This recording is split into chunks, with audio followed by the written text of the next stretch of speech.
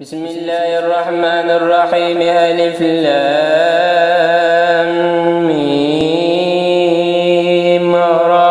تلك آيات الكتاب والذي أنزل إليك من ربك الحق ولكن أكثر الناس لا يؤمنون.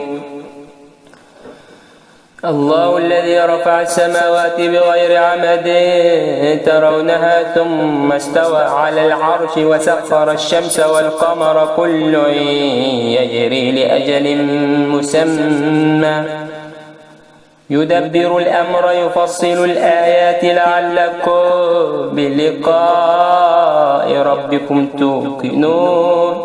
وهو الذي مد الأرض وجعل فيها رواسي وأنهارا ومن كل الثمرات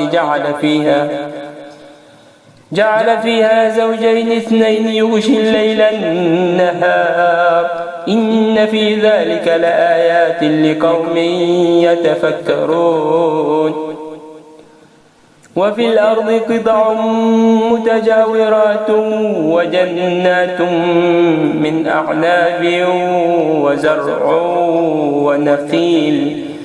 ونخيل صنوان وغير صنوان يسقى بماء واحد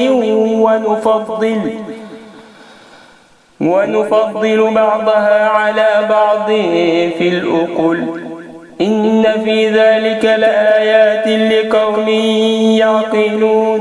وإن تعجب فعجب قولهم أإذا كنا ترابا أإنا لفي خلق جديد أولئك الذين كفروا بربهم وأولئك الأغلال في أعناقهم